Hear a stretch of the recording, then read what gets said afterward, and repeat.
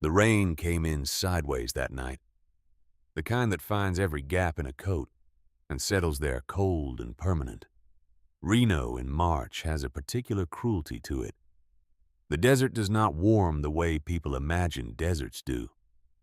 At night, especially in the early weeks of spring, the cold comes off the mountains to the west and moves across the flats and finds every person standing outside without shelter and reminds them exactly where they are and exactly how small they are against the land that surrounds this city on all sides. Imani Hayes was standing outside the Shell station on Route 7 at 9:40 in the evening, and she was counting.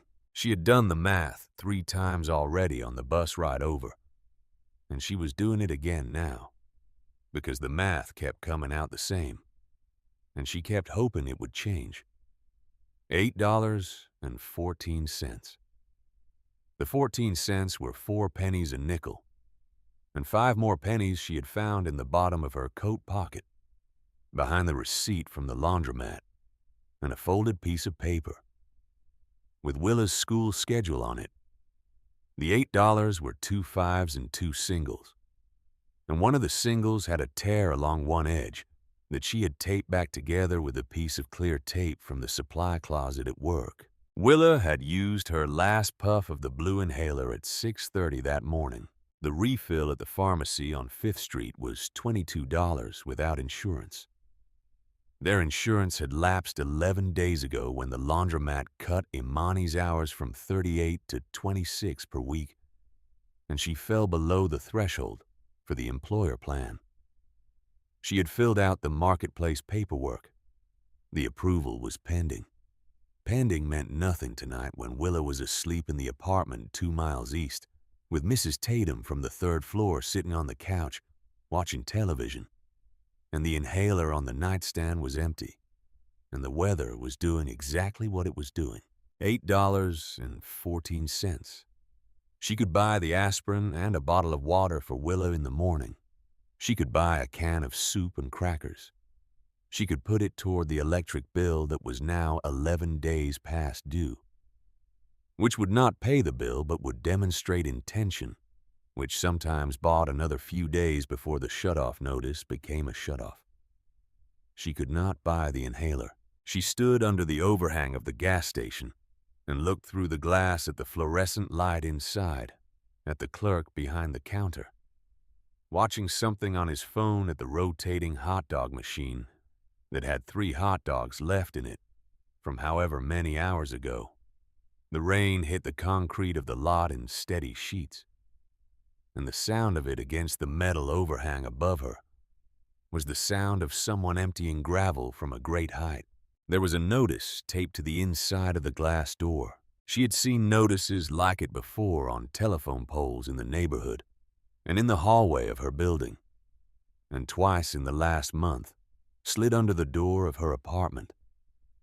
This one was official city stationery, the heading in bold. City of Reno. Notice of intent. Eminent domain proceedings. East Side District Commercial Development. She did not go inside to read it closely. She had already read the version that had come under her door. She knew what it said. She knew what 90 days meant, and she knew what relocation assistance of $400 meant when a 2-bedroom apartment in a safe school district in this city rented for $1,200 a month on the low end. She looked away from the notice. She was about to go inside and buy the aspirin when the man fell. He was beside the motorcycle at the far end of the lot, a big Harley parked against the concrete barrier at the edge of the property, where the lot gave way to the shoulder of Route 7. He had come out of the station while Imani was standing under the overhang, and she had registered him the way you register large things in a dark parking lot at night. Not really looking, just noting. He was enormous the way some men are enormous in a way that seems structural rather than accidental. Like his bones had simply been drawn on a different scale than most people. He wore a black leather vest over a dark flannel shirt, and the vest had patches on it, and even across the distance of the parking lot. And through the rain, she could see the patch on the back, the Hell's Angels patch, the winged skull, the Nevada rocker below it. She had noted that and looked away. Then she heard the sound. It was not a dramatic sound. It was not the sound of a man crying out or calling for help. It was the specific quiet sound of a large body losing its argument with gravity. A kind of compressed exhalation, and then the soft collision of mass with wet concrete. She turned, and he was on his knees beside the motorcycle, one hand braced against the gas tank, his head down the rain hitting the back of his neck and running off the collar of his vest. Then the hand slipped, and he went down the rest of the way. Imani stood there for a moment. A car pulled into the lot from Route 7, its headlights sweeping across the fallen man. The driver looked through the rain-streaked windshield, and Imani watched the driver look, and then the car pulled forward to the gas pumps on the other side of the lot, and the driver got out and went inside without looking back. The clerk from behind the counter had come to the door. He pushed it open and looked out at the lot and looked at the man on the ground, and then he looked at Imani and said, "Do not get involved." And then he went back inside, and the door swung shut behind him, and the bell above it rang once. A woman walking a dog on the sidewalk outside the lot stopped when she saw the man, and then crossed to the other side of Route 7 without stopping to look again. Imani looked at the $8 in her hand. She went inside. She put the money on the counter and told the clerk she needed aspirin and water. The clerk looked at her. She said it again, and he got up slowly from his stool and got the items and rang them up. And she had 86 cents left when it was done, and she left without the change because there was no time. She crossed the lot in the rain, and she crouched down beside the man on the concrete. He was on his side by then, his body having made the slow rotation that happens when something vital stops working the way it should. His face was the color of old wax, and there was a quality to his skin, a grayness under the surface that she recognized from the night her Uncle Terence had his heart attack in the kitchen on Thanksgiving when she was 16. The way the color goes from the face first, the way the lips thin out. His eyes were open. She opened the aspirin bottle and shook 2 tablets into her palm, and she told him she needed him to stay with her. She needed him to chew these.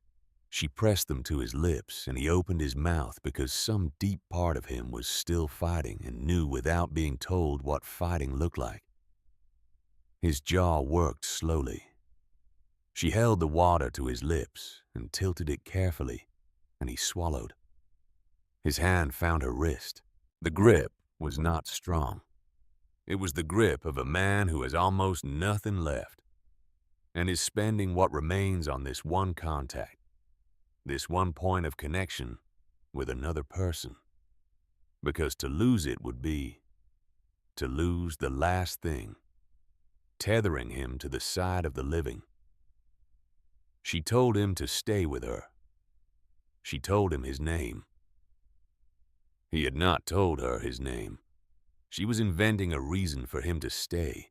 She called 911 from her phone and gave the address and described what she was seeing, and the dispatcher told her help was coming, and she stayed on the line for 90 seconds before the call dropped. She did not call back. She kept one hand on his chest and felt his heart doing its damaged work. The ambulance took 11 minutes. In those 11 minutes, the rain did not stop, and the clerk did not come back outside, and the man on the ground held her wrist, and she talked to him mostly about Willa, because it was the first thing that came to her, the most real thing she had. And she told him her daughter's name, and she told him Willa was 8, and that she liked to draw pictures of horses which she had never seen in real life, and that she had a laugh that was too big for her body, and had been too big for her body since the day she was born. She talked to keep him in the room. She talked because silence felt like permission for him to leave. When the ambulance came, she stepped back and let the paramedics work. One of them looked at her after they had the man stabilized on the gurney, after they had the oxygen mask in place and the IV line started, and he told her what she had done had mattered. She nodded. She was looking at the man on the gurney and noticing for the first time now that the lights of the ambulance were on him properly. The details she had not registered in the dark. The gray that was threaded through his hair and his beard. The lines in his face, the kind that come from years of wind and sun. The tattoos that ran up both forearms, complicated and layered, the kind that accumulate over decades, rather than being planned all at once. And on the back of his right hand, in letters that had blurred slightly with age, the word that must have seemed like one kind of truth when he was young, and was now the kind of statement that only makes sense in retrospect. He was the most physically powerful-looking person she had ever seen, and he had almost died in a gas station parking lot in the rain, and she had been the only person who stopped. The ambulance was loading the gurney when the motorcycle came, a single bike coming fast from the east on Route 7, the headlight cutting the rain. It pulled into the lot, and the man riding it was off before the engine was fully quiet, moving toward the ambulance with the directness of someone who has already been given information and needs to confirm it in person. He was in his mid-40s, shorter than the man on the gurney by several inches, with a dark beard trimmed close, and the same style of leather vest, the same patches. He looked at the gurney. He looked at Imani. His expression moved through several things quickly. He asked her if she had helped him. She said yes. He stood there for a moment in the rain, looking at her the way people look at things they are trying to fully understand before they respond to them. Then he said that most people cross the street. He said this quietly and without drama, as a person states a fact they have confirmed many times over many years. She told him she just did what needed to be done. He introduced himself as Grady. He did not give his last name. He said the man on the gurney was Hank, and that Hank was going to want to thank her when he could. And he pressed a business card into her hand. Plain white. A phone number and a single image at the top, a small crown printed in black ink. He told her she would hear from him in a few days. Then he went with the ambulance. She stood in the lot with the empty aspirin bottle in her pocket and 86 cents and the business card, and walked 2 miles home in the rain because the last bus had already run. Willa was asleep when she got in, curled on the couch with her shoes still on, because she had insisted on waiting up for her mother, and had failed. Mrs. Tatum was in the armchair with the television low, and she raised her eyebrows at the state of Imani's coat and hair. And Imani told her it was raining and she was fine, and thanked her. And when Mrs. Tatum was gone, she stood in the kitchen in the quiet and looked at the business card on the counter. She put it in the drawer under the silverware tray. She did not think about it for the rest of that night, because there were other things to think about. She called the pharmacist and explained the situation, and the pharmacist told her she could call the prescribing physician in the morning and request samples. She wrote this on a notepad next to the stove. She looked at the eminent domain notice pinned to the refrigerator under a magnet shaped like the state of Nevada, and she read it again from the top, even though she already knew every word of it. 90 days, $400 relocation assistance. The city of Reno appreciated her cooperation. The city of Reno was committed to the development of all its communities. The city of Reno was developing an 800-unit mixed-use commercial and residential complex in the East Side District, that would bring significant economic opportunity to the region. She looked at the notice for a long time. She turned off the kitchen light. She picked Willa up from the couch the way she had been picking her up since she was small enough to carry without effort, although it was considerably more effort now.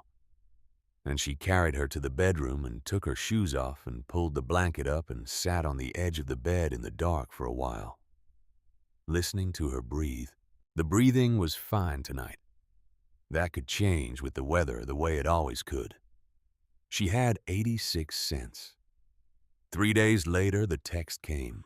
She was at the laundromat loading a commercial dryer with the sheets from one of the university dormitory contracts, and her phone buzzed in the pocket of her work apron, and she looked at it between arm loads. "This is Grady. Hank would like to meet you. Murphy's Diner on 5th Street at 3 in the afternoon today if you can make it. It matters." She looked at the message for a moment. She thought about the business card in the silverware drawer. She thought about the man in the gas station lot and the way he had held her wrist. She went back to loading the dryer. She told her supervisor she needed to leave an hour early and would make it up Saturday morning, and he said fine because Imani had never asked for anything in the 2 years she had worked there. And he knew it and she knew it. And both of them understood the exchange without needing to discuss it further. She got to Murphy's Diner on 5th Street at 5 minutes before 3. She stood on the sidewalk for a moment before going in. The motorcycles were lined along the curb in both directions from the diner entrance, a row of them extending half a block each way, chrome reflecting the gray afternoon sky. She counted without intending to count.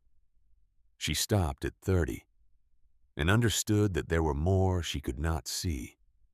The men standing near the bikes and along the outer wall of the diner were not loud. They were not drinking or posturing or making any of the displays she might have expected. They were just present, watchful, the stillness of men who are accustomed to waiting and have made their peace with it. Several of them looked at her as she approached. None of them moved to stop her. One of them, an older man with a white beard and a road captain patch on his vest, gave her a single nod as she reached the door. It was not a threatening gesture. It was the kind of nod that acknowledges something. She did not know what it acknowledged. She pushed the door open and went inside. The diner went quiet, not completely quiet. The kitchen sounds continued and the coffee machine continued, and somewhere in the back, a radio was playing something with steel guitar. But the conversation stopped, and the faces turned. And she was standing in the entrance of Murphy's Diner on a Wednesday afternoon, surrounded by more Hells Angels members than she had ever seen in one place, and every one of them was looking at her.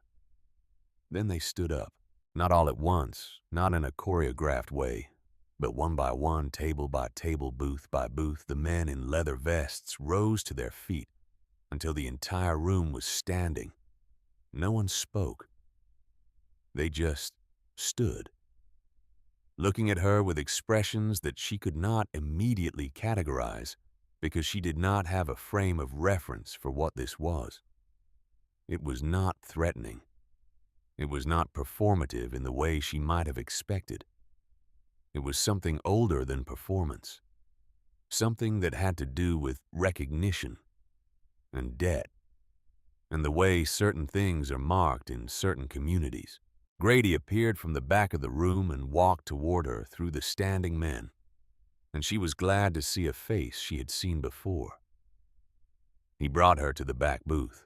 Hank Dawson was sitting with both hands wrapped around a coffee mug, and he looked considerably better than the last time she had seen him, and also considerably different than she would have imagined a man who looked like him. To look here in this light, at this table 3 days removed from the gas station lot. He was big in the way she remembered, but the bigness was different somehow without the concrete and the dark and the rain around it. He looked like what he probably was, which was a man in his late 50s who had spent his life doing physical things and had the body and the face that resulted from that, weathered and permanent. The kind of face that does not change much between 50 and 70, because the weathering has already done its full work. He started to stand, and she told him to stay seated. He looked at her for a moment and then sat back down. She sat across from him. He said her name. He said, Imani Hayes. He said it the way you say the name of someone you have been told about and have been thinking about for 3 days, turning the information over, trying to understand the shape of it. She asked how he was feeling. He said he was alive because of her, and that was a significant improvement over the alternative. She told him she just did what anyone would have done. He looked at her steadily and said that was not true, and they both knew it, and they could skip past that part if she was comfortable doing so.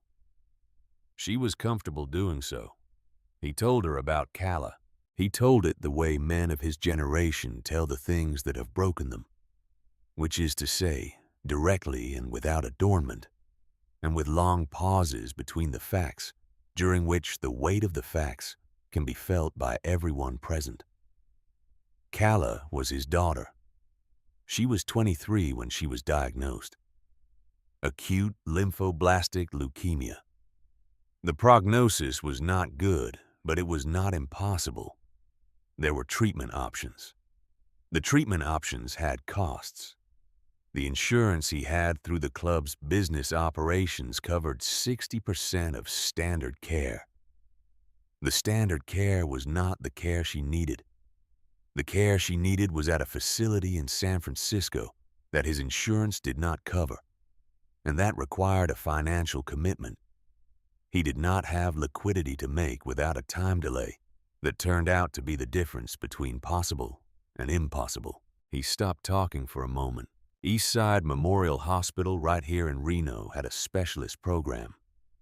He had made inquiries, he had meetings, he had paperwork rejected 3 times on technical grounds that he had later come to understand were not accidental technical grounds, but deliberate technical grounds applied by a billing administrator who had been instructed to reduce the facility's financial exposure with low return cases, which was the language that had been used low return cases in an internal memo that he had eventually obtained through means he would not detail. Kala died in 2016.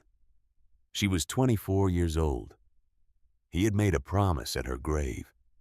He made it the way you make promises at the graves of people who cannot hear them, which is to say with the full knowledge that the only person bound by the promise is yourself, and that the binding is permanent, and that every action you take afterward is either in the direction of the promise or away from it. He built Kala's legacy. It was officially registered as a nonprofit community development organization. Its actual function was to find the families in Reno's lower income districts who were one crisis away from losing everything, and put something between them and that crisis. Medical bills, utility shutoffs, eviction proceedings. It was funded through the chapter's legitimate business operations and through private donors who gave in Kala's name and through a property management trust that Hank had established in 2021 under the name Ridgeline Trust. He paused here. He said the name again. Ridgeline Trust. Then he said the address of her building. She looked at him. He said it again clearly. The address of the building where she and Willa lived. The 4-story brick building on East Side Avenue with the broken intercom on the ground floor entrance and the painted mural of the Truckee River on the east wall that the city had approved 5 years ago, and which had faded somewhat since then, but was still visible in the right light.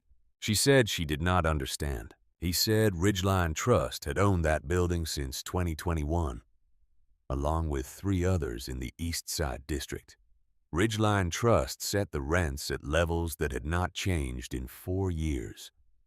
levels that were substantially below the market rate for comparable units in Reno, because the purpose of owning the buildings was not to generate returns, but to keep 47 families in their homes. 47 families, including one woman named Imani Hayes and her daughter Willa, who had moved into Unit 2C in January of 2022 and had paid $700 a month for a two-bedroom apartment in a city where two bedrooms routinely went for $1,400. She sat with this information. She understood it in pieces. She put the pieces together slowly, because the implication of each piece was significant, and she wanted to be sure she had the shape of it right before she reacted to it.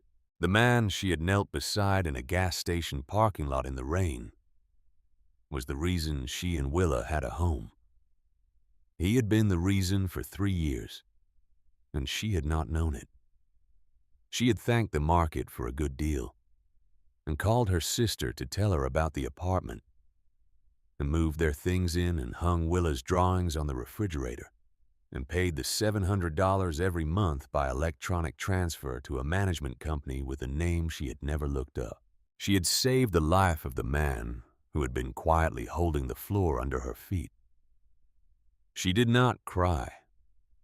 She was not, as a general rule, a person who cried in front of strangers. And whatever else this situation was, these were still strangers. But something happened in her face because Hank looked at her with an expression that acknowledged it without requiring her to name it. She asked him why he was telling her this now. He reached into the inside pocket of his vest and produced a folded document and set it on the table between them. She recognized the heading before she picked it up. She had seen it on the telephone poles and on the door of the gas station and pinned to her own refrigerator. City of Reno. Notice of intent. Eminent domain proceedings.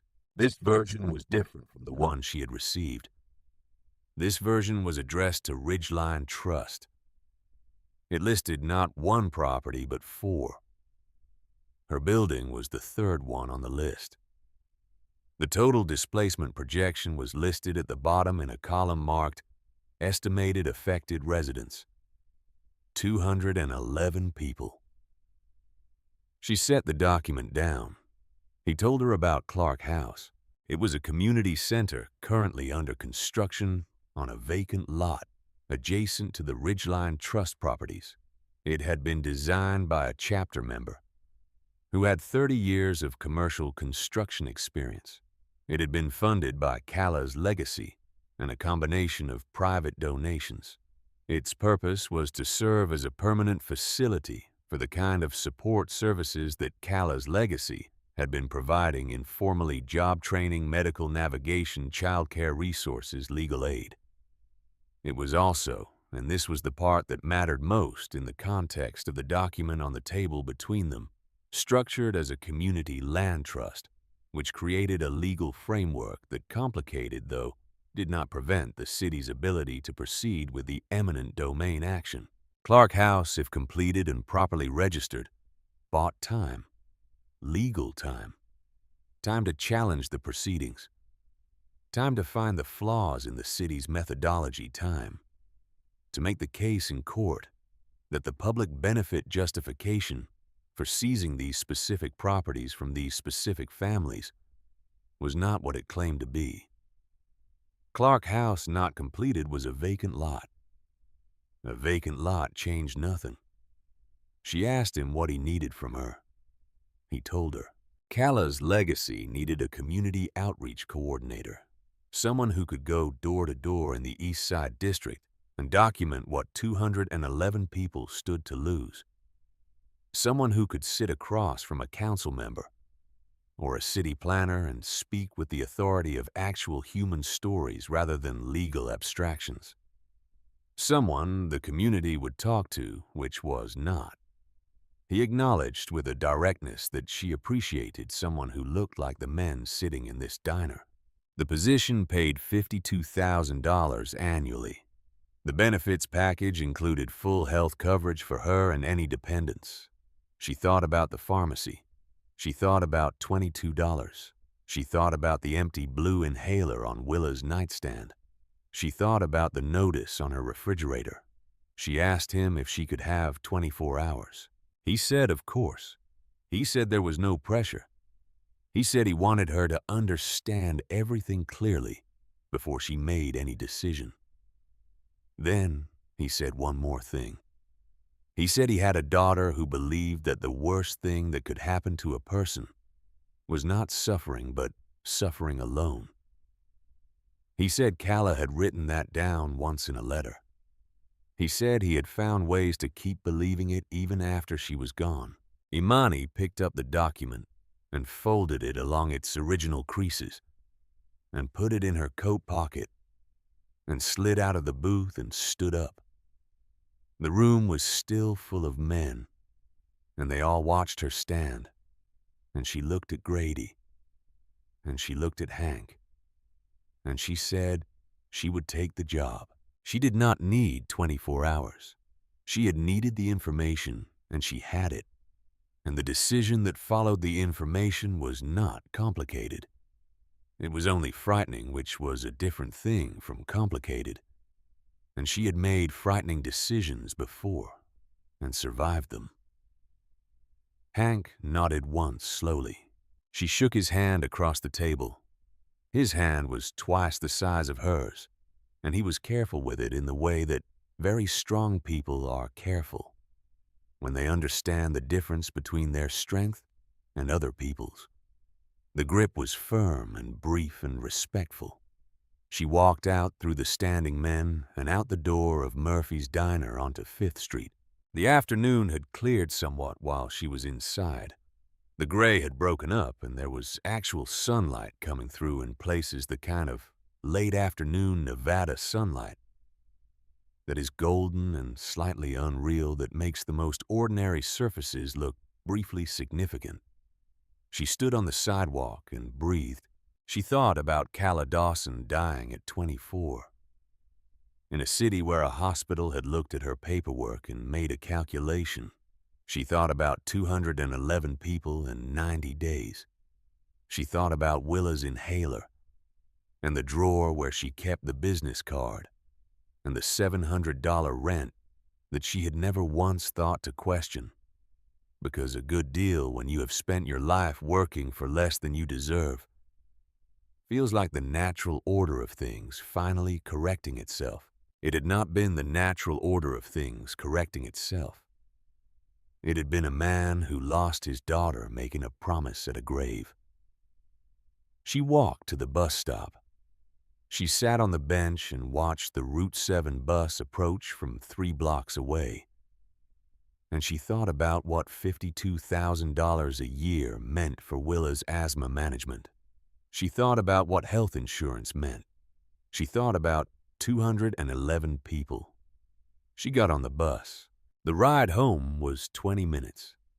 She watched the East Side District pass by the window, the blocks she had lived in for 3 years, the corner store where the owner knew Willa by name, the park with the broken swing set that the neighborhood association had been trying to get the city to fix for 2 years, the mural of the Truckee River on the east wall of her building that she had walked past 400 times without thinking about the fact that someone had painted it there. And the painting had not happened by accident. She got off at her stop and walked the half block to the building entrance.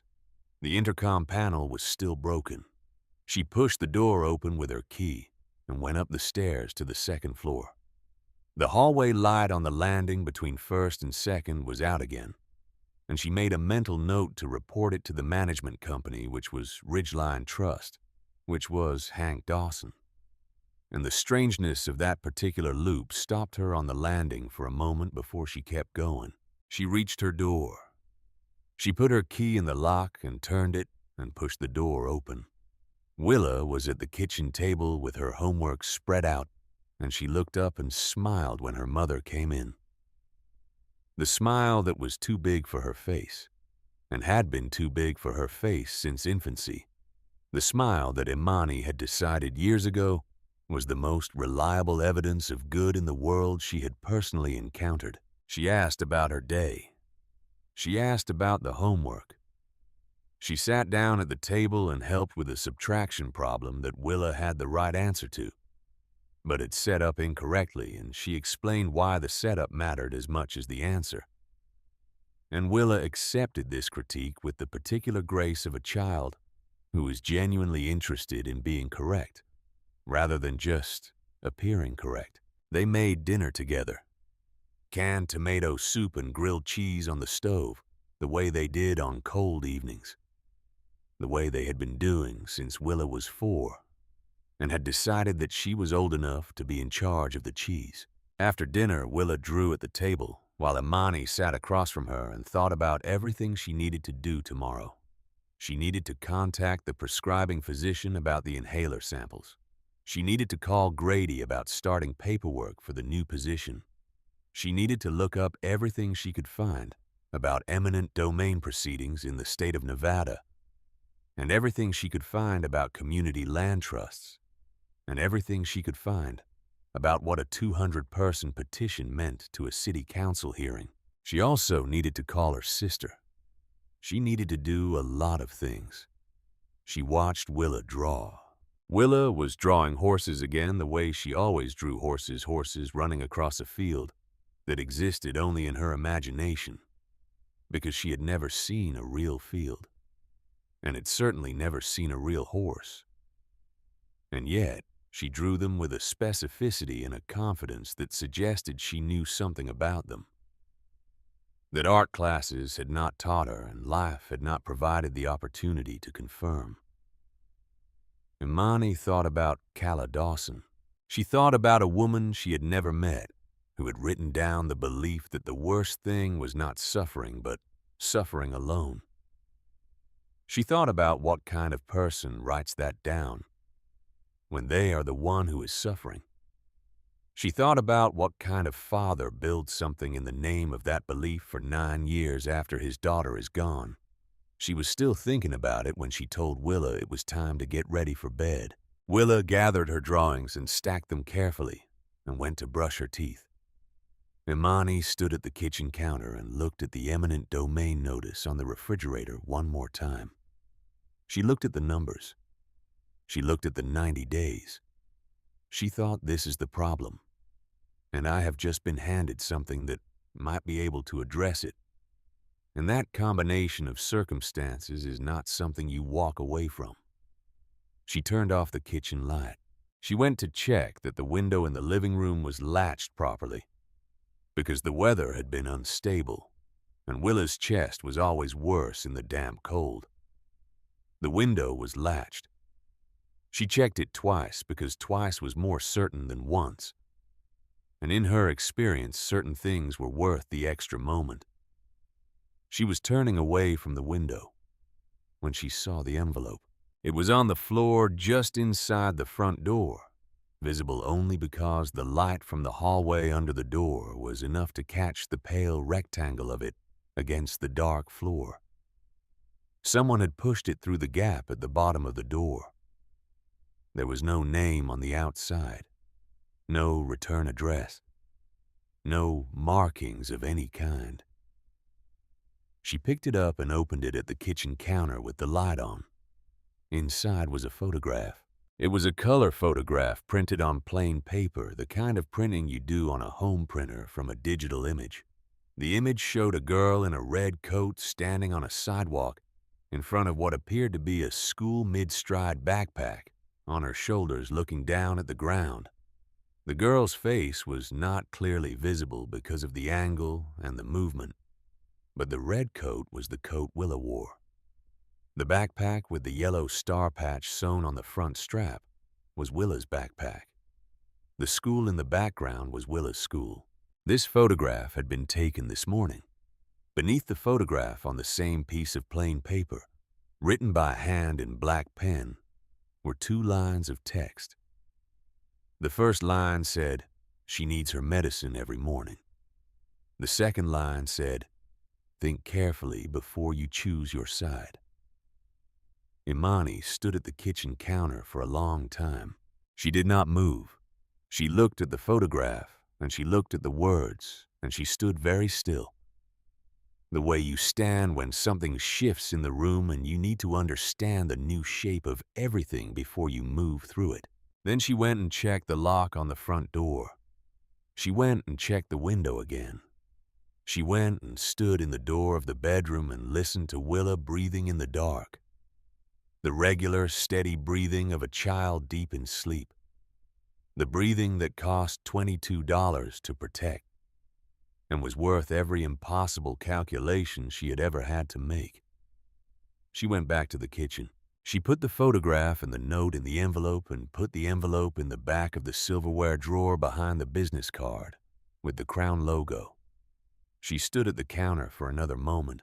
She had taken the job tonight before she understood all of the reasons she would need to hold on to it. Now she understood some of those reasons better. She thought about what Hank had said about Calla. She thought about the hospital and the billing administrator and the language that had been used. Low return cases. She thought about what kind of person sends a photograph of an 8-year-old girl to her mother and writes about medicine in the dark of an apartment building hallway. She thought about what kind of person she was. She was the kind of person who had $8 in a gas station parking lot in the rain and used it anyway. She turned off the kitchen light for the second time that night. She went to bed. She did not sleep well, but she slept, which was enough. In the morning, she would make phone calls. In the morning, she would begin. In the morning, there was Willa, and there was the inhaler, and there was the enormous, frightening, necessary work of standing between 211 people, and the machinery that had decided their homes were less important than a return on investment. In the morning, she would find out what she was made of. Tonight, she slept. The first week, she knocked on 43 doors. Not all of them opened. Some opened a crack, and then closed again when she explained who she was working with, because the name Calla's Legacy meant nothing yet to most people in the East Side District, and the connection to the Hells Angels meant something specific that decades of news coverage had made difficult to see past. She understood this. She did not argue with closed doors. She left a handwritten note on a card with her phone number and a single sentence explaining what the eminent domain notice meant for their lease, and she moved to the next door. Of the 43, she knocked on 26, let her in. She sat at kitchen tables and on second-hand couches, and in one case on overturned buckets in a storage room behind a dry cleaning operation that a man named Earl Whitfield had run for 31 years in the ground floor commercial unit of one of the Ridgeline Trust buildings. She listened. She took notes in a yellow legal pad she had bought from the dollar store on Sinclair Avenue. She wrote down names and years and the particular details that made each story distinct and human, and impossible to reduce to a line item in a city development report. Earl Whitfield had 2 employees, both of whom had worked for him for over a decade. His lease was month to month and had been since the previous owner before Ridgeline Trust bought the building, and the eminent domain action would end it with $400 and 90 days' notice, regardless of 31 years of continuous operation. A woman named Deborah Oakes on the 3rd floor of Imani's own building had lived there for 7 years. She was 64. She had a fixed income and a back condition that required her to live in a building with an elevator, and the $400 relocation assistance would not get her through the first month of rent at any comparable unit in Reno with an elevator. And she had already called 3 property management companies to confirm this. A retired Army sergeant named Calvin Pruitt on the 2nd floor of the building on Garfield Street had converted his apartment into something that functioned as an informal after-school space for the children of working parents in the building. 12 children came there, between 3 and 6 in the afternoon on school days. He charged nothing. He had done this for 5 years because it needed to be done, and he was there to do it. These were the stories. Imani wrote them all down. She went home each evening and typed them up on the laptop that Grady had arranged for her through the Cala's legacy office, a second-hand machine that worked well enough for documents and correspondence. She filed each story by name and address and cross-referenced them to the city's own displacement projection, which listed affected residents as a number rather than as people, because that was how these things had to be listed to remain manageable for the people doing the listing. She made the number into people. She was good at this in a way she had not anticipated being good at it. And after the first week, she understood why. She had spent 2 years learning the names of the customers at the laundromat, learning which ones needed their shirts done a specific way, and which ones were on fixed schedules, and which ones had family out of state and were waiting for grandchildren to visit. She had done this not as a strategy, but because it was her nature to pay attention to people, to understand that behind every transaction was a person with a context, and that the context mattered. She was doing the same thing now on a larger scale with higher stakes.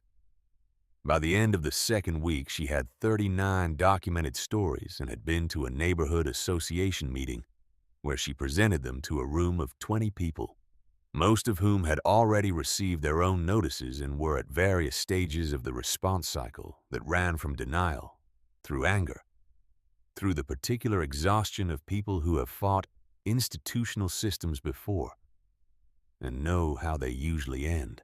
She did not tell them it would be fine. She told them what she knew and what she did not know, and what the legal framework of Clark House was attempting to do, and how much time the framework might buy. If the construction was completed and the registration was filed correctly. She told them the truth in the plainest language she could find, which was the only kind of language she had ever been comfortable with. After the meeting, a woman named Patricia Suggs, who was 72 and had a voice like a school principal, and had clearly been a school principal, told Imani that she was the first person from any organization, official or otherwise, who had come to that room and talked to them like they were adults. Imani thanked her and gave her a card. She was walking home from that meeting 12 blocks in the cold because she had missed the last bus when she thought about the hospital. She had been thinking about Calla Dawson in a way that was separate from the job, separate from the eminent domain proceedings, separate from Clark House and the legal maneuvering and the documentation. She had been thinking about her as a person, a woman who was 24 and who had written something down about suffering alone and who had died anyway despite that belief.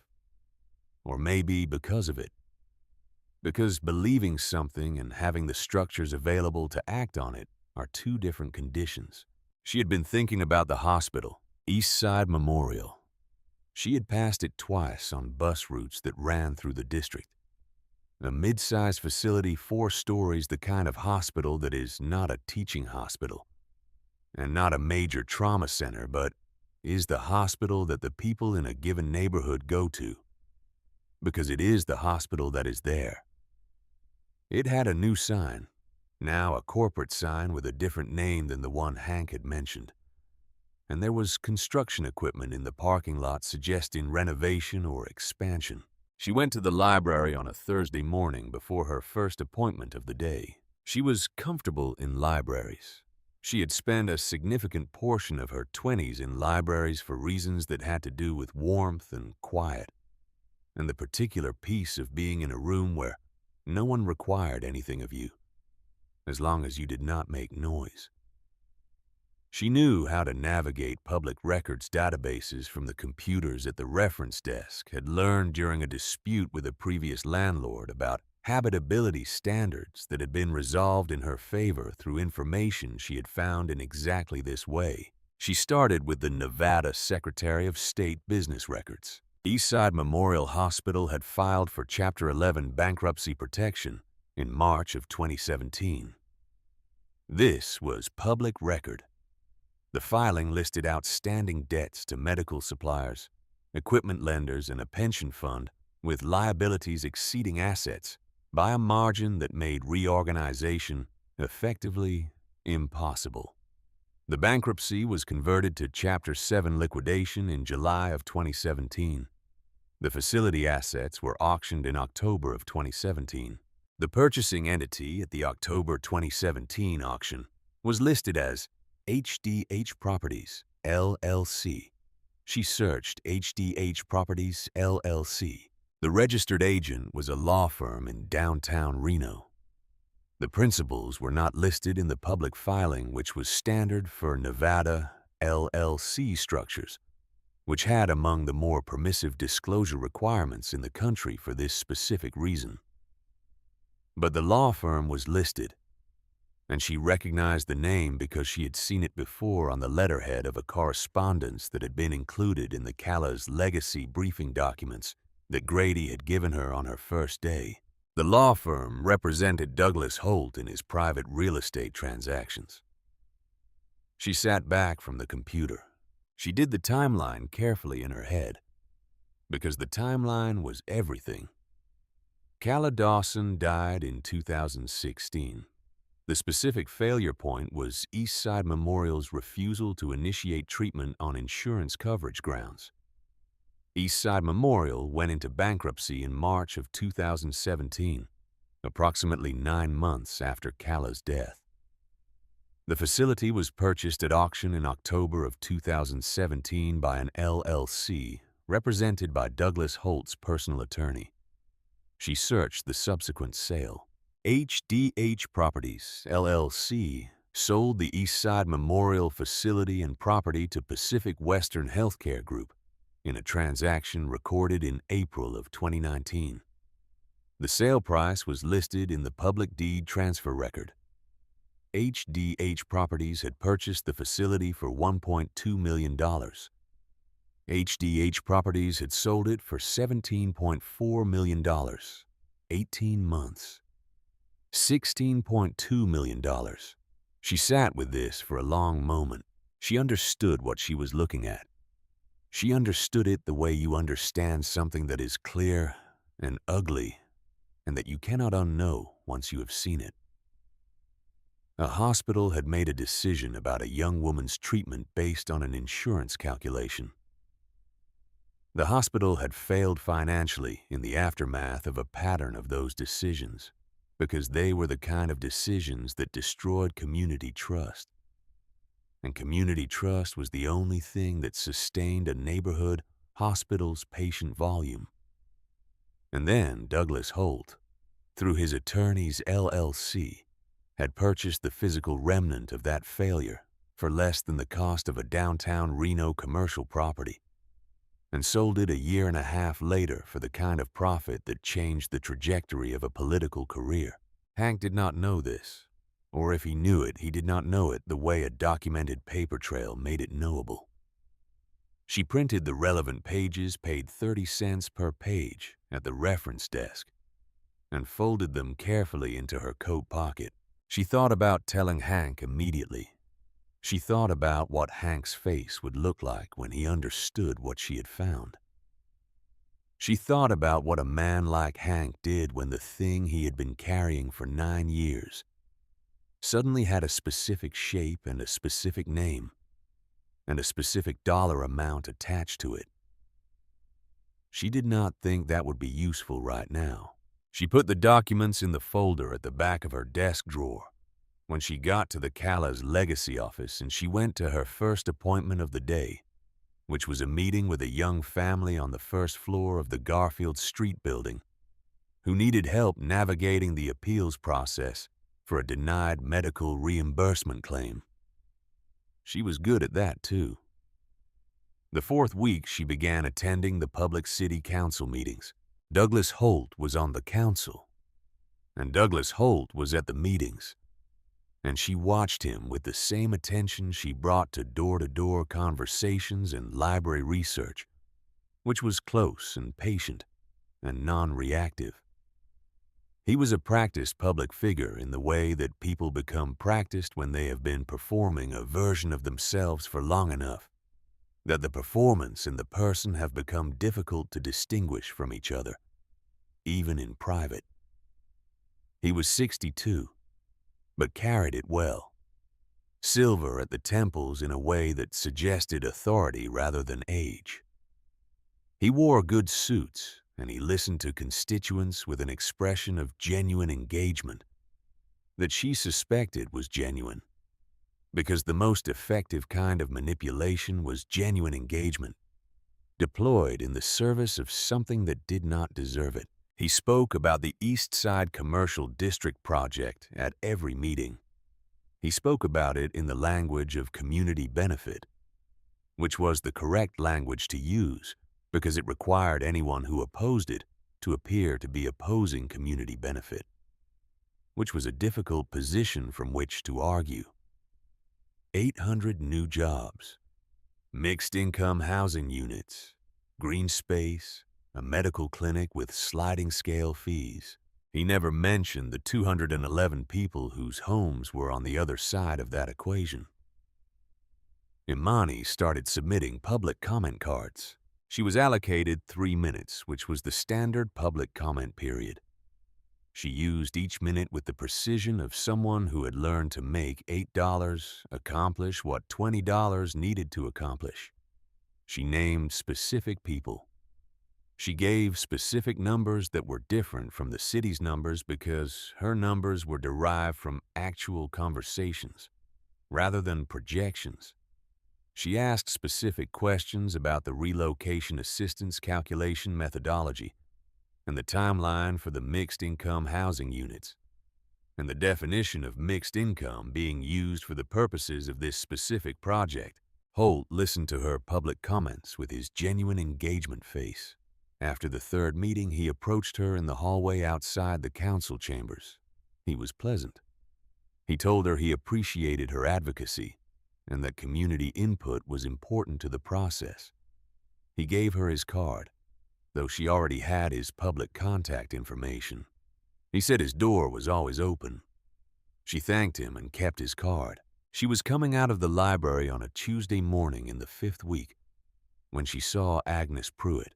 Agnes lived in the apartment directly across the hall from Imani had lived there for 12 years and was the kind of neighbor whose presence was registered primarily through sound and peripheral vision. The sound of her television in the evenings. The peripheral vision of her crossing the hall to the shared laundry room on Sunday mornings. She was 68 and lived alone and had a small dog named Biscuit, who sometimes scratched at Imani's door in confusion about which apartment contained dog treats. She saw Agnes because Agnes was across the street from the Callas Legacy office, standing in the partial concealment of a utility pole, which was not concealment sufficient to prevent recognition at a distance of 40 feet by someone who saw her face every few days in a building hallway. Agnes had her phone out. She was pointing it at the front entrance of the Callas Legacy office. As Imani watched a chapter member came out the front door, Agnes took a photograph. The chapter member got on his motorcycle and rode away. Agnes sent something from her phone. Then she looked up and saw Imani across the street, and for a moment neither of them moved. Imani crossed the street. Agnes did not run. She was 68 and had a bad hip, and Imani thought she also did not run because something in her had perhaps been waiting for exactly this for the thing she was doing to be seen. Because being seen was the only way out of doing it. They walked to the building. They went up the stairs to the 2nd floor. They went into Agnes's apartment because Imani indicated that was where they were going, and Agnes indicated no objection. Agnes sat in her chair by the window. Biscuit came and sniffed Imani's shoes and went to his bed. Imani asked her directly what she was doing. Agnes did not pretend she had not been doing it. That was the first thing that surprised Imani. There was no elaborate explanation, no cover story, no performance of innocence. Agnes looked at her hands in her lap and told her, $400 a month since January. She reported on the movements of chapter members in and out of the Kala's legacy office and occasionally on the movements of Imani herself. She sent photographs and brief text descriptions to a number she had been given by a man who had come to her door and identified himself as working for a community safety organization, and explained that the Hells Angels were planning to use the nonprofit structure to launder proceeds from illegal operations. She had believed him because she had wanted to believe him. She said, because it was easier to believe that than to believe she was helping someone take other people's homes away. Imani asked her how long she had known what she was actually helping with. Agnes said she had known for 3 weeks. She had begun to understand after the second city council meeting when she had gone because Deborah Oakes from the 3rd floor had asked her to come. And she had watched Imani speak for 3 minutes about Deborah and about Calvin Pruitt and about Earl Whitfield and about what 90 days and $400 meant when you were 64, with a bad back and a fixed income. And she had understood sitting in that room that the organization she was helping surveil was not the organization she had been told it was. She had kept reporting anyway because she did not know how to stop. Without consequences she could not predict. Imani asked her about the consequences she was afraid of. Agnes got up slowly and went to the kitchen.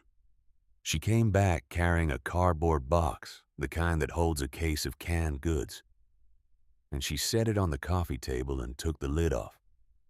Inside were printed emails, stacks of them organized loosely by date.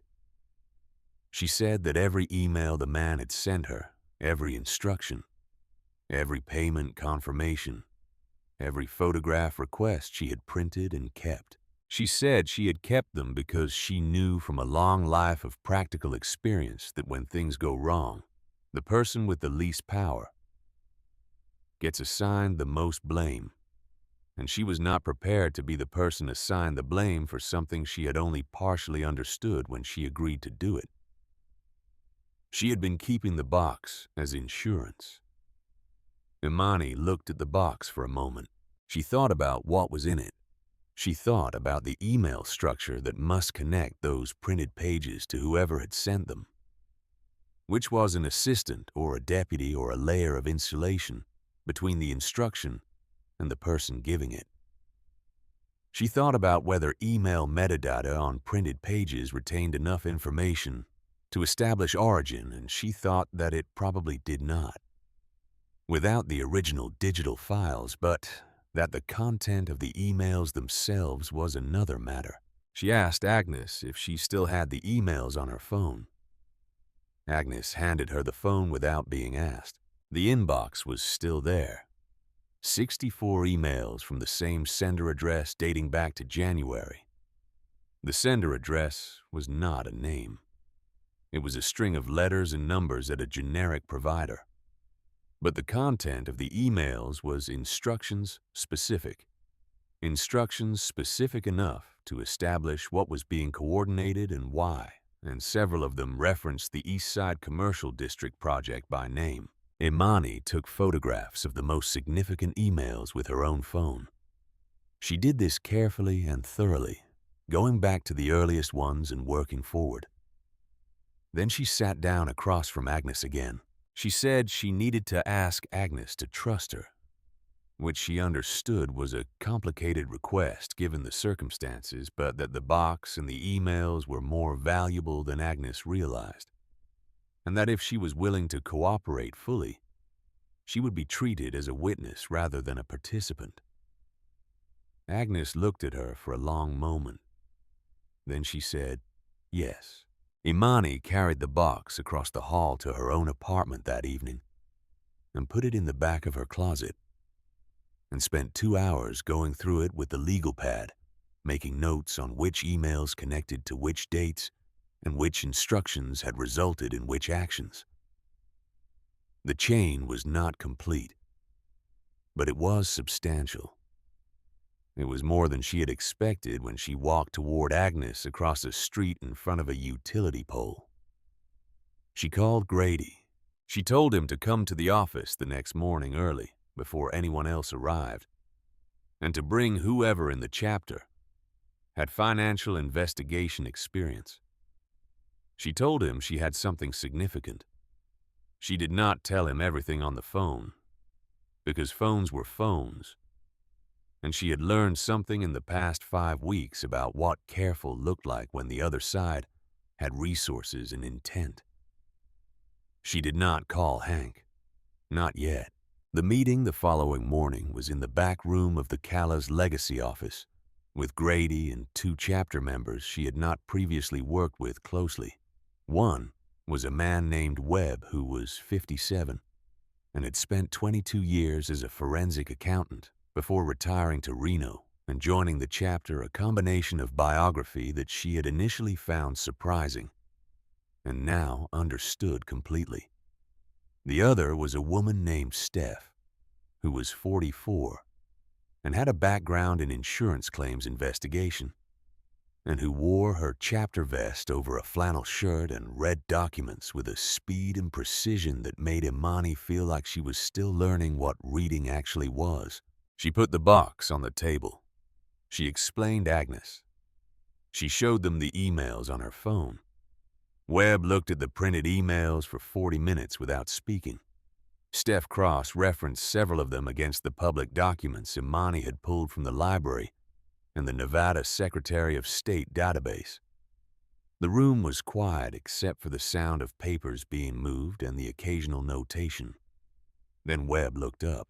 He said the email structure suggested a 3-layer insulation pattern, which was the standard approach for a political operative who needed to maintain plausible distance from a field operation. The sender address was a buffer account. The instructions referenced a project name rather than a personal name.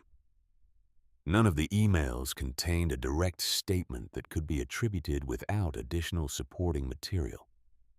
But taken together with the property transaction records Imani had found, and with the timeline of the city council votes on the East Side Commercial District, and with the fact that the same law firm represented Holt's private real estate interests and had served as registered agent for the LLC that purchased East Side Memorial, there was a pattern that a federal investigator would find worth examining. The word federal sat in the room for a moment. Grady said he had a contact at the FBI field office in Las Vegas through a previous chapter matter that had been handled cooperatively. He said cooperatively in the deliberate way of someone choosing a word that encompasses a range of experiences without detailing any of them. Imani said they were not ready to go to the FBI yet. She said they needed the construction on Clark House completed and the land trust registration filed before they made any move that would alert Holt to what they had. She said that the moment Holt understood the full scope of what was assembled against him, he would start moving assets and changing structures, and the window would close. Grady looked at her. He said she was right. She said they had time. She said the eminent domain timeline still had 41 days remaining. She said they were going to use every day of it. She took the box home that night and put it back in the closet and stood in the kitchen for a moment, looking at nothing in particular. Willa came in from the bedroom with a drawing. She had drawn a building with lots of windows and people standing in front of it, and a sign that Imani could not read from across the room. She held it out with the serious expression she wore when she considered something finished. Imani crossed the room and took the drawing. The sign on the building said, Clark House in careful block letters. The people in front of it were various sizes, and Willa had given each of them a small detail: a hat, a dog, a cane, a bicycle. The particularizing gestures of a child who understands without being told that people are individuals and that this matters when you draw them. She told Willa it was the best drawing she had seen all year. Willa considered this compliment seriously, and then said she thought the horse she had drawn last Tuesday was actually better. Imani said she would allow the argument. She put the drawing on the refrigerator next to the eminent domain notice, and they stood there together for a moment. The institutional document and the child's drawing, and she thought about which one was going to outlast the other. She was thinking about this when the knock came at the door. It was 10 minutes past 7 in the evening. She was not expecting anyone. She looked through the peephole and saw a man she did not recognize. He was in his 50s, heavy-set, wearing a dark jacket that was not a work jacket or a casual jacket, but the kind of jacket that suggested a professional role of some kind. The kind of jacket that looked like it required an inside pocket. She told Willa to go to the bedroom and do her reading. Willa, who was more attuned to the texture of her mother's voice than to the content of her instructions, went without asking questions. Imani opened the door but kept the chain on. The man introduced himself with a first name she would not be able to confirm later, and said he represented an organization working to ensure the Eastside District development proceeded in a way that was beneficial for all community members. He said he understood she had concerns about the relocation process, and that there were options available that had not yet been formally presented to her. She asked him what options.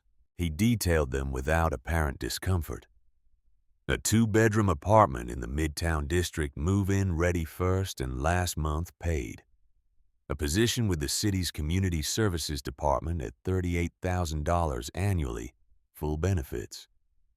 And a 12-month prescription fulfillment arrangement for any medications required by her household.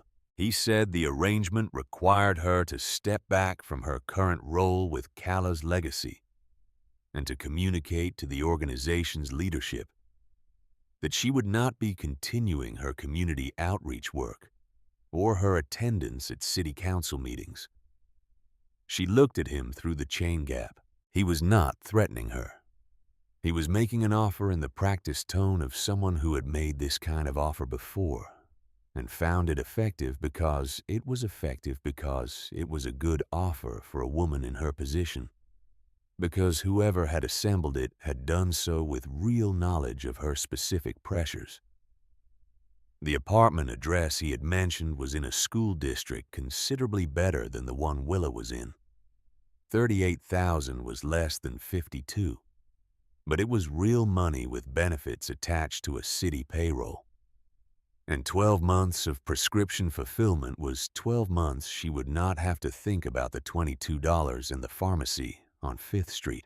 She said she needed to think about it. He said she had until Friday. He said he hoped she would make the decision that was right for her family. He left. She stood at the door for a moment after she heard the elevator. Then she went to the kitchen and stood at the counter and looked at the drawing on the refrigerator and the notice beside it. She thought about the offer with the full seriousness it deserved. Because it was serious, because the people who had assembled it had understood her well enough to know that the weak points were Willa and stability, and the specific exhaustion of fighting things that have more structural support than you do. She thought about Earl Whitfield in 31 years. She thought about Deborah Oakes in the elevator. She thought about Calvin Pruitt and 12 children between 3 and 6 in the afternoon. She thought about Calla Dawson and what she had written down about suffering alone. She went to the bedroom. Willa was lying on the bed with her book reading, and she had kicked off her socks, the way she always did when she was focused, her feet bare against the blanket. Imani sat on the edge of the bed, and Willa shifted automatically to make room without looking up from the page. She sat there for a while. She was not.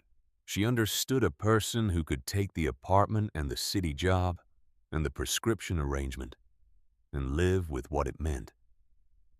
She had understood this about herself for a long time. The specific stubbornness of her nature when confronted with an accommodation that required her to pretend something was acceptable. That was not acceptable. She had lost jobs because of this. She had lost other things because of this. She had also, in her estimation, kept some important things because of it. She went back to the kitchen. She got her phone and she opened the voice recording application and she pressed record and she set the phone face down on the counter and left it there.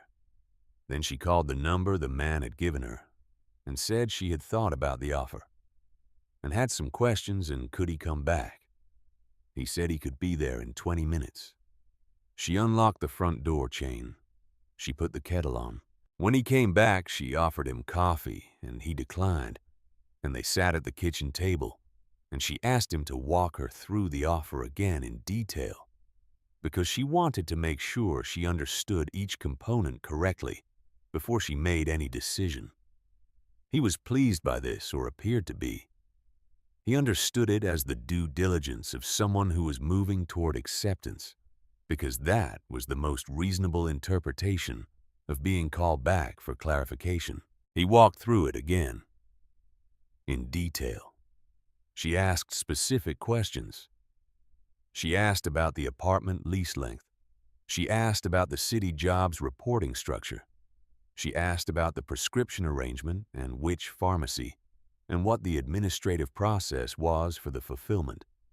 He answered each question with the thoroughness of a man who has been given complete information to dispense. He said twice in answering questions about the timing that the important thing was that she not continue her involvement with the current organization and its activities related to the development project.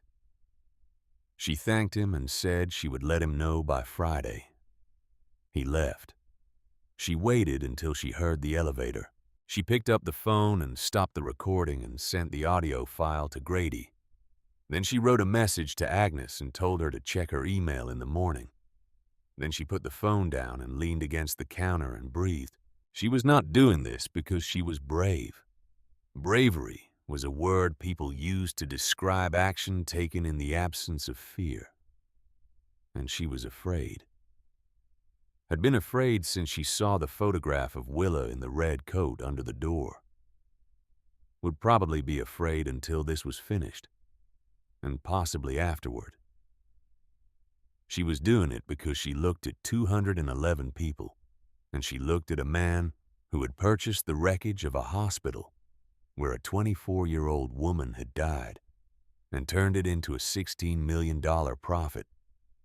And she could not make those two things coexist in her understanding of herself with any amount of money or apartment upgrades. She was doing it because Willa had drawn the building and put everyone's individual detail in.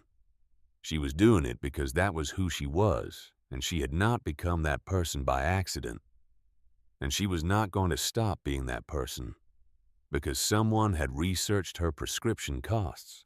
In the morning, she would bring the recording to Grady and to Webb and to Steph, and they would figure out what it was worth and how to use it.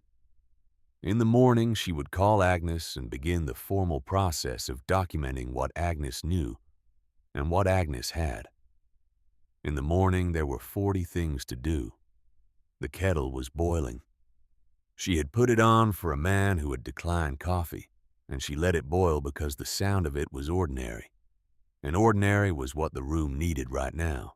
She made herself tea instead.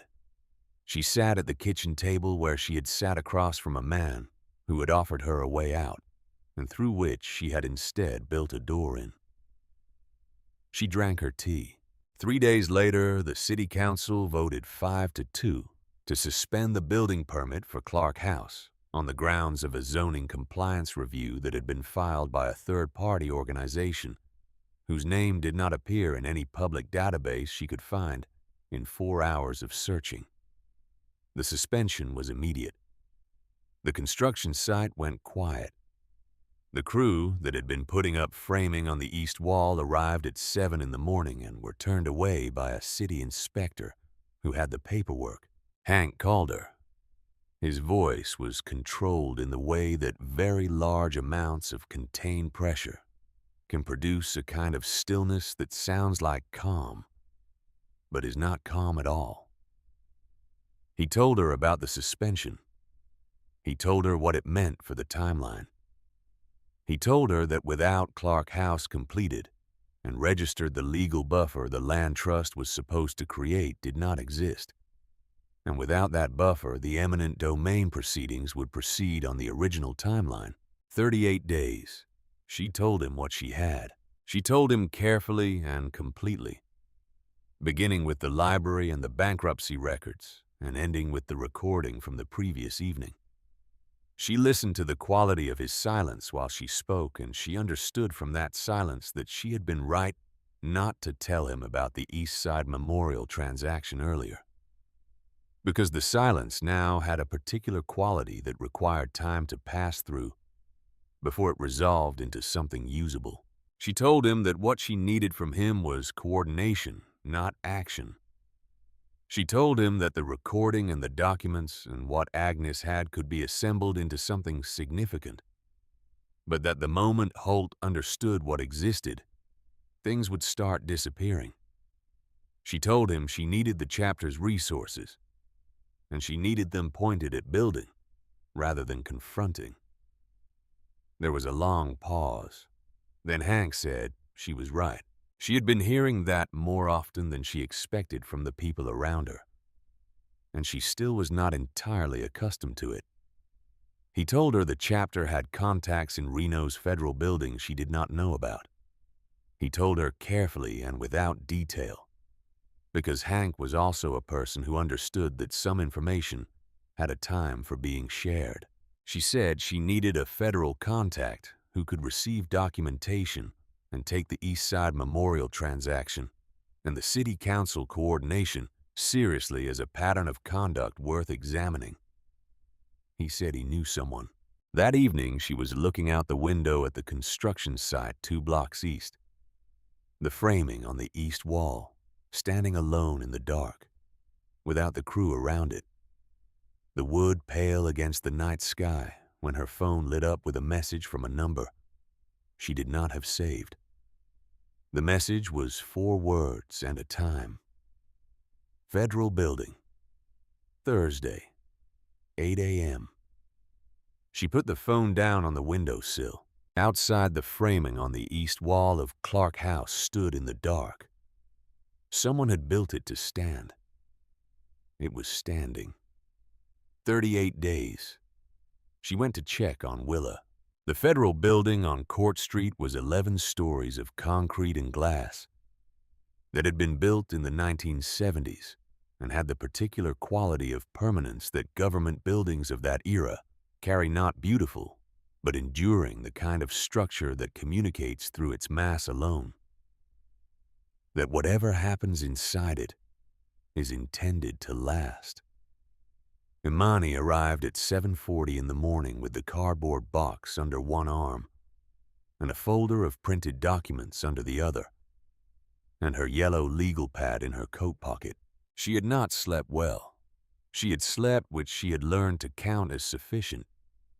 But the hours between 2 and 4 had been the kind of hours where the mind refuses to stop processing and instead runs scenarios, good ones and bad ones, and ones that are neither good nor bad, but simply unfamiliar, which was its own kind of disorienting.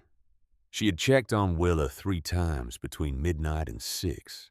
Willa had slept through all 3 checks with the completeness of a child who has not yet learned to be afraid of the dark hours. And each time Imani had stood in the doorway and listened to the steady breathing and felt something that was not quite relief and not quite gratitude, but was somewhere in the territory between them. The agent who met her in the lobby was a woman named Carla Deeds, who was 49 and had the specific manner of a federal investigator, which was not the manner Imani had seen in television dramas, but something considerably more ordinary and more attentive. She wore a dark blazer and no visible indication of her role, and she shook Imani's hand and looked at the box and said they had a room. The room was on the 4th floor and had a table and 4 chairs and a window that looked at the concrete wall of the adjacent parking structure. Grady was already there when they arrived, sitting with his hands flat on the table, in the posture of a man who has been in rooms like this before, and has made his peace with what rooms like this require. There was another agent already seated, a man named Torrance, who was in his early 60s, and who Imani understood without being told was the contact Hank had referenced. The connection that existed through the chapter's history with this particular office, a history she did not ask about and he did not offer. She put the box on the table. She began at the beginning because the beginning was where the logic lived. She laid it out in the order she had assembled it, which was the order that made the connections visible, starting with the eminent domain notices and the Ridgeline Trust properties, and moving through the Eastside Memorial bankruptcy and the HDH Properties, LLC purchase, and the sale to Pacific Western Healthcare Group. She put the documents on the table as she spoke each one. At the moment it became relevant so that the paper and the words occupied the same moment, and neither one had to wait for the other. Deeds and Torrance listened without interrupting. She moved to Agnes. She explained Agnes carefully and completely, including the part where Agnes had been reporting on Calla's legacy for 4 months, and including the reason Agnes had kept the emails, which was the reason of a woman who had seen enough of the world to know that the person with the least power absorbs the most consequence, and had taken the only precautionary measure available to her. She put Agnes's printed emails on the table. She showed them the photographs she had taken of the emails on Agnes's phone. Then she played the recording. The room was quiet while the audio ran. The man's voice was clear. The offer was explicit. The connection to the development project was stated twice in language that did not require interpretation. When it finished, Deeds looked at Torrance, and Torrance looked at the table for a moment, and then looked at Imani. He asked her how long it had taken her to assemble this. She said, 5 weeks. He did not respond to this immediately. He looked at the box and the documents spread across the table and the legal pad she had open beside them, and she thought she saw something in his expression that was in the neighborhood of respect, but was also something more complicated than respect. The look of a person who has spent a career watching institutional failures produce harm and has just seen evidence of what happens when an ordinary person decides to pay close attention. Deeds asked about Clark House. Imani explained the construction suspension and the zoning compliance review filed by the unnamed third-party organization. She said that without the building completed and the land trust registration filed, the legal buffer that protected the 211 residents from the eminent domain timeline did not exist.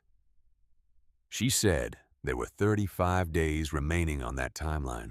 Torrance asked if she understood what a federal inquiry of this nature would involve in terms of timeline. She said she understood that federal processes moved on federal timelines.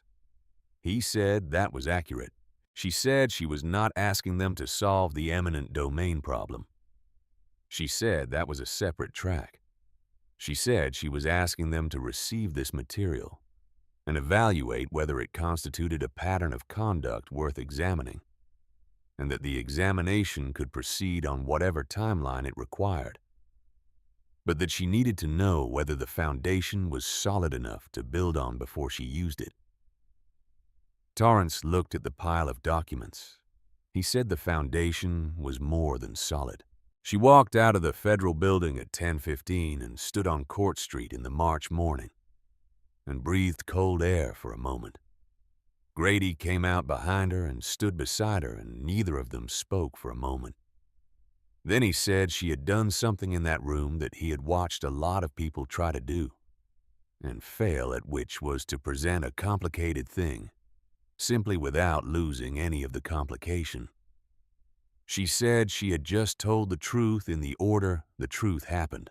He said that was harder than it sounded. She said she knew. She went to the Calla's legacy office. She sat at her desk and looked at the yellow legal pad and the folder of documents she had kept copies of. and she thought about the 35 days and what needed to happen inside them. Clark House needed its permit restored. The zoning compliance review had been filed by an organization that did not appear in any public database she had searched, which was itself a searchable fact. Because in Nevada, all organizations filing public comment in zoning matters were required to register with the county clerk. If the filing organization was not registered, the filing itself was procedurally defective. She called the county clerk's office. She waited on hold for 14 minutes. The clerk who answered was helpful in the way of someone who genuinely liked their work and took procedural accuracy seriously. She explained what she was looking for. The clerk searched the registration database for the organization name listed on the zoning compliance review. There was no record. She asked the clerk to search variations of the name. There was no record of any variation. She asked the clerk what the procedural consequence was of a zoning compliance filing made by an unregistered organization. The clerk said that technically the filing should not have been accepted, and that any building permit suspension based on it would be subject to immediate reversal on procedural grounds if someone filed the correct challenge with the city building department. She thanked the clerk. She called the attorney Cala's Legacy used for its land trust documentation. A woman named Renata Burgess, who had been working with Hank since the beginning of the organization, and who had the specific quality of a lawyer who chose her clients based on what they were trying to accomplish, rather than what they could pay. She explained the situation. Renata said she would file the challenge by end of day. The permit suspension was reversed 3 days later. Construction resumed on a Monday morning, and Imani stood at the window of the Cala's Legacy office and watched the crew arrive and watched the first board go up on the east wall, where the framing was waiting, and felt something she did not have a precise word for, which was the feeling of a thing moving forward that had been stopped, and that was now moving again. The following 2 weeks were the busiest of her life, and her life had not been short on busy periods. She went back to the doors she had knocked on before, and the ones she had not gotten to yet. She now had the reinstated permit and the land trust documentation in her folder, and she could explain with specificity what Clark House was, and what it would do, and how it connected to the eminent domain timeline. The conversations were different now. The first round of conversations had been about fear and documentation. This round was about possibility, which was harder to talk about because possibility required a kind of trust that fear did not. And trust was a scarce resource in a community that had been given reasons not to extend it. She extended it anyway. She offered it first and asked people to match it, which was the only way she knew to move that particular direction. Patricia Suggs came back to the Second Neighborhood Association meeting with 11 people she had personally called and told to be there. Earl Whitfield brought 3 business owners from the ground floor commercial units who had not previously engaged with the process. Calvin Pruitt came with a list of the 12 children who came to his apartment every afternoon and the names of their parents, and what each family's specific situation was relative to the eminent domain timeline. Imani took all of it and added it to the documentation and brought it to the Cala's Legacy office and worked on it in the evenings after Willa was asleep. She brought updates to Hank twice a week. She did not tell him about the East Side Memorial transaction or the HDH Properties connection. This was the hardest thing she was doing, the deliberate withholding from a man who trusted her of the information most personally significant to him. And she held the line on it because she understood that some information had a time, and that the time was not yet. Hank noticed she was withholding something. She could see that he noticed. He did not push. He had the quality of a person who has learned through specific and painful experience that some things arrive when they are ready and cannot be moved faster than that without damage. He also noticed that she was doing the work. He said so once, not effusively in the direct way he said everything. He said she was doing the work and the work was showing. She said she had a good example to learn from. He looked at her for a moment and then looked away, which was the closest thing she had seen from him to being moved in a way he did not want to display. The federal building hearing was scheduled for a Tuesday in the last week before the eminent domain deadline.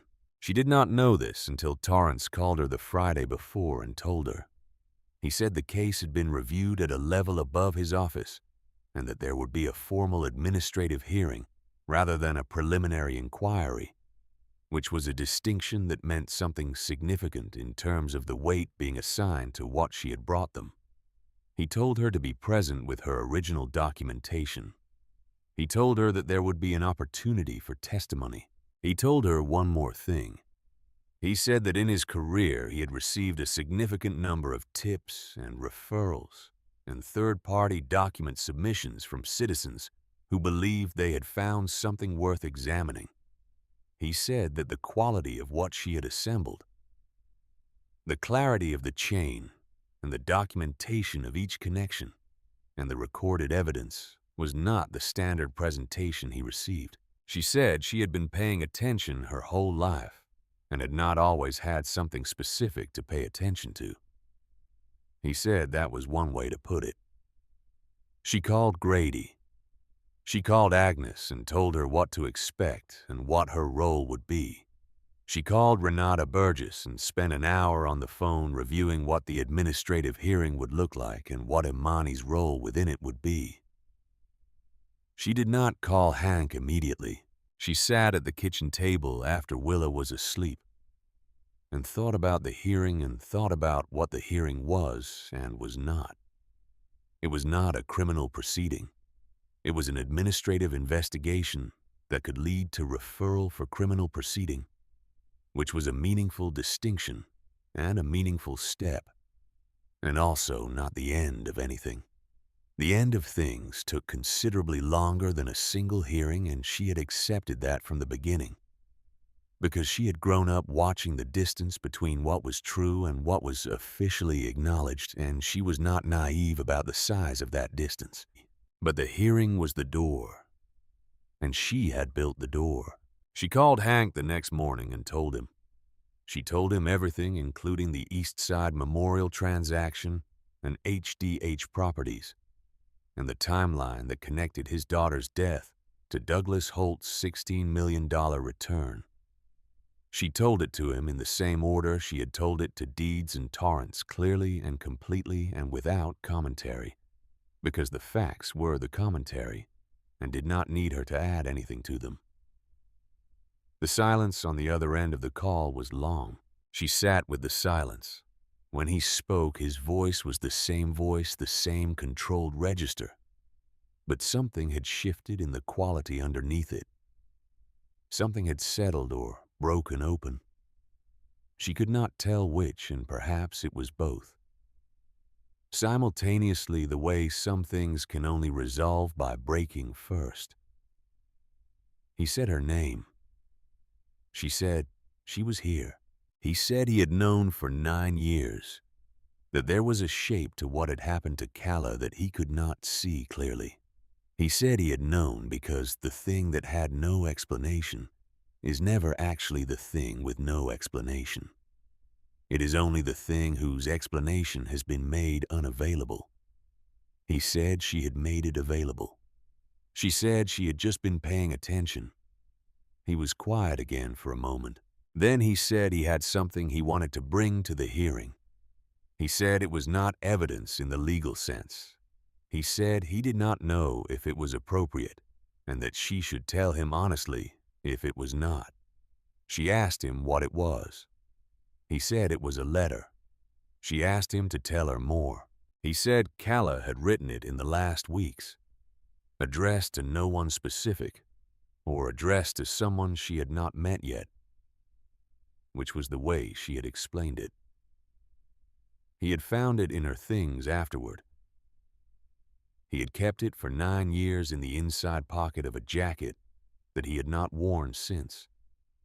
and had not been able to get rid of for the same reason. He said he had never read it aloud to anyone. He said he thought perhaps the time for that had come. She thought about it carefully and honestly in the way she had promised to be honest with him. She said she thought the hearing was a federal administrative proceeding concerned with documentation and testimony about specific conduct, and that a personal letter from a private citizen who had died 9 years ago was unlikely to be entered as evidence in that proceeding. He said he understood that. She said she also thought that what happened in a room was not only determined by the official structure of the proceeding, and that there was a difference between evidence and truth, and that sometimes truth had a way of changing a room that evidence alone did not. She said if he wanted to read it, she thought he should. The morning of the hearing was clear and cold, the kind of Nevada March morning that had put the winter away and not yet admitted spring the air, with an edge that required a coat, but not a heavy one. Imani was outside the federal building at 7:30 with the cardboard box and the folder and the legal pad, and when she pushed through the glass doors into the lobby, Agnes Pruitt was already there. Agnes was wearing her good coat, the dark wool one she wore to church, and she was holding a folder of her own. A plain manila folder that held the printed emails and the documentation she had compiled of her own activity, and the dates and amounts of the payments she had received. She looked like what she was, which was a 68-year-old woman who had done something she was not proud of, and had made a decision about what to do with that fact. She looked at Imani directly. Imani nodded at her. They went up together. The hearing room was on the 7th floor, and it was larger than the room where she had met with Deeds and Torrance. There was a long table at the front where 3 administrators sat with name placards and water glasses, and there were rows of chairs filling the rest of the space. Grady was already seated with Webb and Steph and Renata Burgess.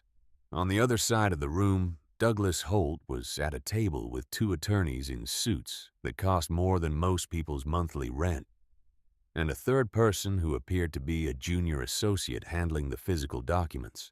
Holt looked at her when she came in. His expression did not change significantly. He was too practiced for that. But she saw the assessment in it, the rapid recalculation that happens when a person who believed they had a situation managed encounters evidence that the situation is less managed than they thought. She looked back at him without expression and took her seat. Hank came in 5 minutes before the start. He was wearing his vest. She had not known whether he would, and she had not asked him about it, and she did not think it was her place to have an opinion about it. He wore it the way he wore everything, as the statement of what he was, rather than as a performance. And the 3 administrators at the front table looked at the patch, and the patches below it with the brief concentration of people making an assessment, and then proceeded with the business of the day, which was what she had hoped they would do. The proceeding began. Torrance led the presentation of the documented material. He was organized and thorough, and moved through the evidence chain with the same logic she had used when she first laid it out for him, beginning with the eminent domain notices and moving through the business records and the email chain and the timeline of the East Side Memorial transaction. The administrators asked questions, and he answered them. And when the answers required specific documents, the documents were on the table. When it was Agnes's turn, she sat at the witness position at the side table, and she answered the questions put to her in a clear voice that did not waver significantly. She had not been asked to perform contrition. She had been asked to describe facts, and she described them. What she had been asked to do, what she had done, what she had kept, and why she had kept it. The administrator who questioned her was precise and not unkind, and Agnes left the witness position looking like a person who has put down a very heavy thing and is adjusting to the change in her own weight. Holt's attorneys raised procedural objections at several points. The administrators noted the objections and continued. This was not a proceeding designed to be slowed by procedural objections of the type Holt's attorneys were trained to raise, because the people running it had seen every version of those objections over careers spent in these rooms. Then it was Imani's turn. She sat at the witness position. She had the legal pad, but she did not look at it. She looked at the administrators and she answered what they asked. And when they asked her to walk through her investigative process, she walked through it in the same order. She always used the order of the truth as it happened, which was the only order that made sense to her. One of the administrators asked her at what point she had decided to bring this material to federal attention rather than to local law enforcement. She said she had considered both. She said she had concluded that the pattern of conduct she had documented involved individuals within or connected to local administrative structures, and that the appropriate venue for examining conduct of that kind was a venue outside those structures. The administrator asked if she had any legal training. She said she did not. The administrator looked at her for a moment in the way that Torrance had looked at her, with the complicated expression of someone processing a contradiction between what they expected and what was in front of them. He said the analysis she had just given was sound. Holt's attorney began a cross-examination that lasted 20 minutes, and that was designed to establish that Imani had a personal interest in the outcome of the eminent domain proceedings, which was accurate and was also not a disqualifying condition for factual testimony. And the administrator conducting the proceeding noted this when the attorney pushed the point beyond its useful life. Then Hank spoke. He did not speak at the witness position at first.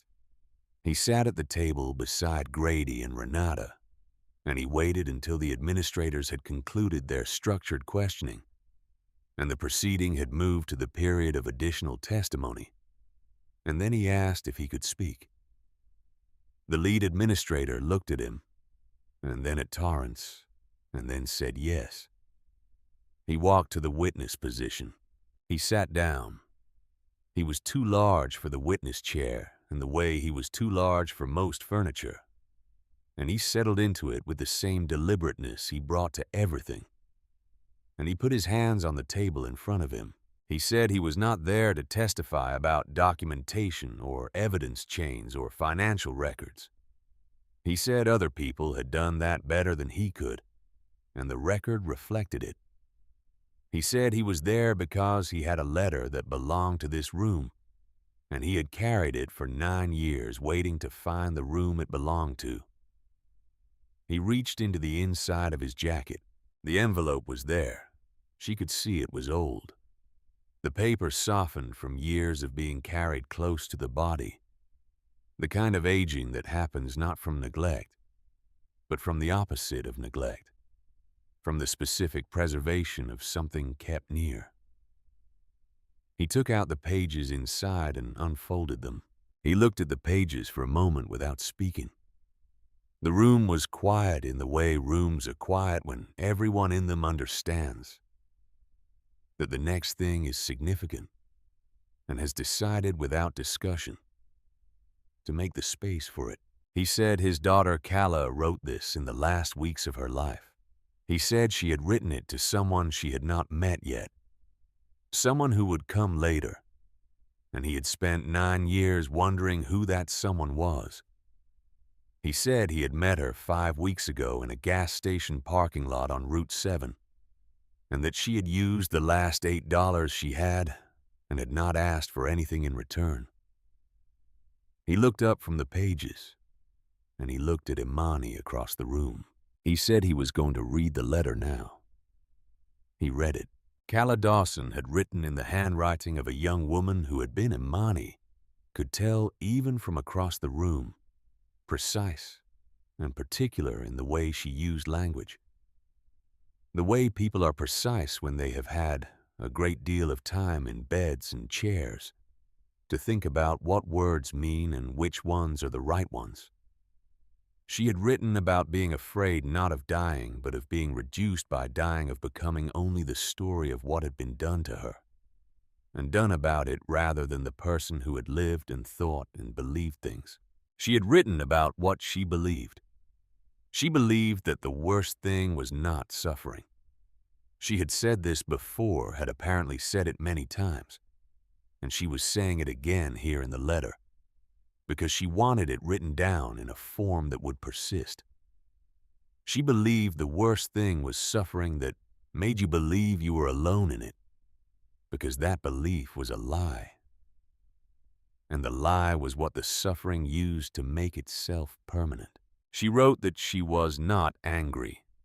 She wrote this carefully because she wanted it understood that the absence of anger was not the absence of understanding.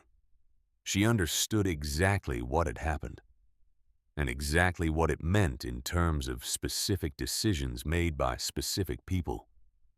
She was not angry because anger would have required her to spend the time and energy she had on the people responsible, rather than on what she wanted to say about what she had learned. She had learned that kindness was not a small thing. She had learned that the people who told you kindness was naive had usually never needed it. At the precise moment when nothing else would do, she had learned that a person who extends kindness in a moment when it costs them something real, when it is not easy or safe or comfortable, is doing something that has more structural force than most of the machinery that gets called power. She wrote, "Do not let fear decide who is worth helping." She wrote, "The point is not to be thanked. The point is that the next person finds the door open." She wrote, "I am not sad. I am unfinished, and there is a difference." Hank folded the pages. He put them back in the envelope. He put the envelope in the inside of his jacket. The room was quiet for a moment that was longer than the administrative structure of a federal hearing was designed to accommodate. But none of the three administrators moved to end it, because they were also people and the room had just been what rooms are only rarely, which was the place where a true thing was said in its entirety without protection or management. Then the lead administrator thanked Hank and the proceeding resumed. It concluded 40 minutes later. The administrators did not announce findings at the conclusion of the hearing. They said the record would be reviewed and that parties would be notified of determinations within the framework of the applicable regulatory timeline. This was the language of process, which moved in its own time regardless of what had happened in a room. In the hallway outside, Holt left quickly with his attorneys. She watched him go. He did not look at her on the way out. She thought that was probably deliberate. She thought about what the hearing had been and what it was not. It was not a verdict. It was not a conviction. It was not Holt standing in a courtroom and hearing a sentence. Those things, if they came, would come through a process that moved slowly, and that she would not be at the center of because she was not a prosecutor, or an agent, or an attorney. She was a community outreach coordinator who had paid close attention for 5 weeks and had put what she found in the right hands. What the hearing was a door. She had said this to herself before, and she said it to herself again now, and it still felt true. Renata came to stand beside her in the hallway. She said the procedural challenge to the Clark House permit had been formally resolved, and that the land trust registration would be complete within the week, and that the eminent domain timeline was now subject to legal challenge on multiple grounds that she believed were sustainable. Imani asked how long the challenge would take. Renata said these things were never certain, but that they had enough material to occupy the city's legal resources for a significant period, and that she expected a negotiated outcome rather than a litigated one, which was often how these things resolved when one side's position became sufficiently complicated. Imani asked what a negotiated outcome looked like. Renata said it looked like people staying in their homes.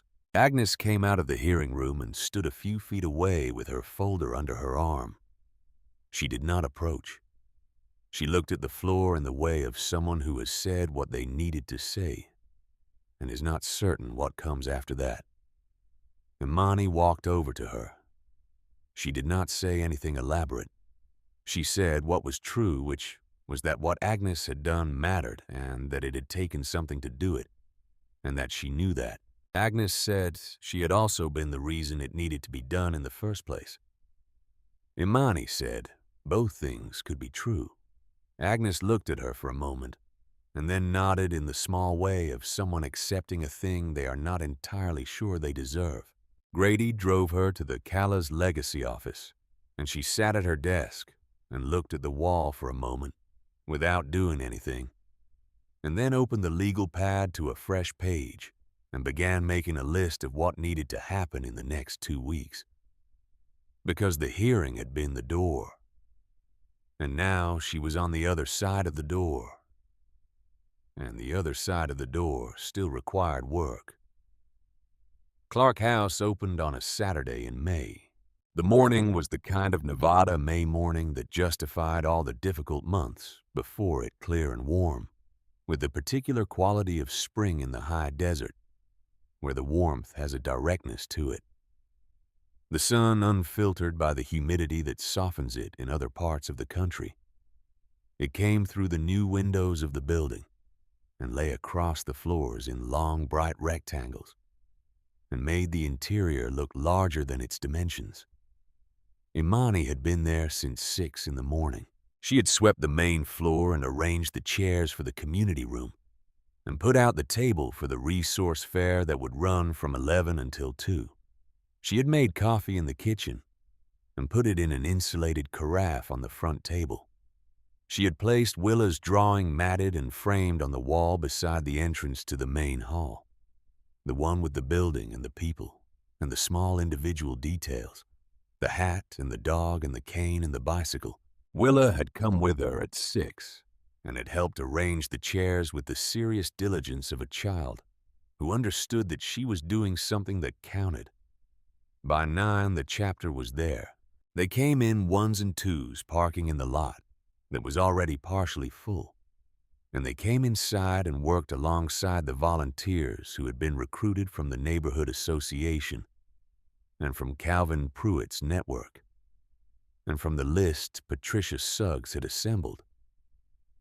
The chapter members and the neighborhood volunteers moved through the same space and did the same work. And the thing that had seemed impossible 3 months ago, the simple fact of those particular people in the same room without fear as the primary atmosphere, had become ordinary enough that nobody commented on it. This was the thing Imani had understood from the beginning. The fear had never been of the people. It had been of the unknown.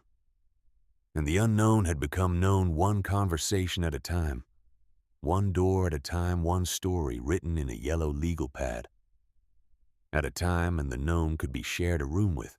At 10:30, the crowd outside was larger than the building could hold at once, and people were standing in the sun in front of the entrance and down the sidewalk toward the corner. Earl Whitfield was there with both of his employees.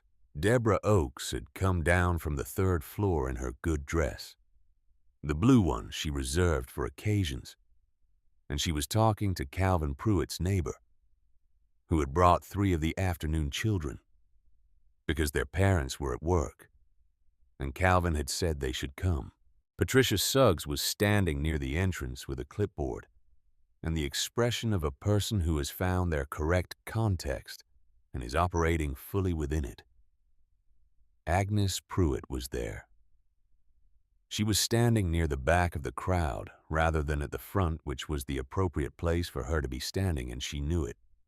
And she was there, which was the important thing. At 11, Imani walked out the front door. The crowd settled when she appeared.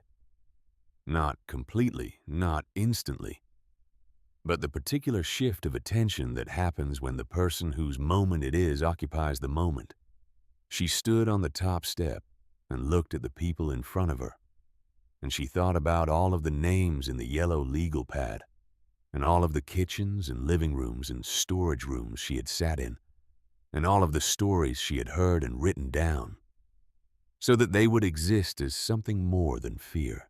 She did not have a prepared speech. She said she wanted to tell them about an $8 decision. She told them. She told them simply and completely. The gas station and the rain, and the man on the concrete, and the aspirin and the water bottle, and the way it felt to make a decision. You cannot afford when something more important than money is the alternative. She told them what had come from that decision. Not to make herself the story, but because the decision was the thing that everything else ran through the root system under all of it. She said what she had learned was that a community was not a place. It was a practice. It was the accumulated practice of people deciding in individual moments to pay attention to each other. She said you did not do that by being unafraid. You did it afraid with whatever you had because the person in front of you needed it, and you were the one who was there. She said Clark House existed because a lot of people had made a lot of decisions like that one at a time over 5 weeks and over 9 years and over the decades. That the people standing in front of her had spent in this neighborhood, building lives that deserved to stay standing. She said she was glad they were here. She cut the ribbon with the scissors Willa handed her, and Willa stood beside her on the step, with her hand in Imani's hand. And the doors opened and the people came in. Hank was standing at the edge of the crowd. He had not come to the front. He had come and stood where he could see, and he was doing what he had done in the chapter for as long as he had run it, which was to make the thing possible, and then stand back and watch the thing be itself, without requiring the thing to be about him. She made her way to him after a while, when the crowd had moved inside, and the sidewalk was quieter. He said she had done something real. She said a lot of people had done something real. He said that was true, but it had a center, and the center was her. She looked at the building, the new sign above the entrance, the windows with the sun coming through them, the people visible inside moving through the space. She thought about what Calla had written. The point is not to be thanked. The point is that the next person finds the door open. She said she had one more thing to tell him. She told him what Torrance had told her 2 days ago, which was that the Federal Review had been elevated to a formal investigation, and that the district attorney's office had been notified, and that Douglas Holt had been informed through his attorneys that he was under investigation for violations of federal racketeering statutes in connection with the coordinated manipulation of municipal zoning processes and the associated financial transactions. The investigation was expected to be active for a considerable time. Investigations of that scope always were, but active was different from dormant, and the investigation was active. Hank heard this without expression. Then he said Calla's name, once quietly the way you say the name of someone you are telling something to, even though they are not there to hear it, because the telling is the thing, and the presence is not required for the thing to be real. She did not say anything. She stood beside him and looked at the building and let the moment be what it was. After a while, he said he had made a decision. He said Ridgeline Trust was going to transfer ownership of the 4 East Side properties to the Clark House Land Trust. He said the mechanism existed for it, and Renata had confirmed it was feasible, and that it was what he wanted to do. He said the families in those buildings would have the protection of the land trust structure, and their rents would remain at the existing levels, and the trust's charter would prevent any future conversion or sale for purposes inconsistent with community housing. She looked at him. He said it was what the original purpose of Ridgeline Trust had been, which was to keep 47 families in their homes, and that this made it permanent rather than dependent on a single person's continued ownership. She said it was the right thing. He said he had been trying to do the right thing for 9 years, and had mostly managed it and sometimes fallen short of it, and that the standard did not change based on whether you were succeeding or not. She said that was true. They stood there for another moment in the May sun outside Clark House, and then Imani went back inside because there were people who needed assistance with the resource fair intake forms. And Willa had been helping Calvin Pruitt explain the after-school program to a family with 2 small children, and was doing an excellent and slightly overly authoritative job of it. Late in the afternoon, when the crowds had thinned and the resource fair tables were being folded and the volunteers were sweeping the floors, Imani stood in the main hall and looked at Willa's drawing on the wall, the building in the drawing, the people in front of it, the small individual details that a child had understood. Were the point the hat and the dog and the cane and the bicycle, because people were individuals and individuals were the point. She thought about the $8. She thought about the aspirin bottle in the trash can in the parking lot on Route 7, and the man's hand on her wrist, and the ambulance lights, and the walk home in the rain, and the business card in the silverware drawer. She thought about all the doors she had knocked on and all the stories she had written down, and all the moments when she had understood something new about what she was doing and why it was worth doing. She thought about Calla Dawson, who had been unfinished and who had understood the difference. She thought about what it meant to find the door open, what it meant to be the one who had opened it. Outside the front window of Clark House, the late afternoon light was doing what Nevada late afternoon light did, which was to make the ordinary surfaces of a neighborhood into something briefly and genuinely beautiful. The brick of the building across the street, warm and golden. The sidewalk with its regular cracks and its permanent stains catching the low angle and turning it into something that looked for a moment like a place that had always been meant to be here. Willa appeared beside her. She slipped her hand into her mother's hand without being asked, and without any particular announcement, the simple act of a child who knows where she wants to be and goes there. They stood together in front of the drawing. Somewhere down the street, a motorcycle turned off a block over, and the sound of it rolled through the neighborhood and faded, and the late afternoon went back to its ordinary quiet. The sounds of a block of people living their lives in the place where they lived them. The door was open. That was the point. That was all of it. And it was enough, and it was more than enough. And Imani Hayes stood in the building she had helped build with a child's hand in her hand and watched the light on the street outside and let it be exactly what it was.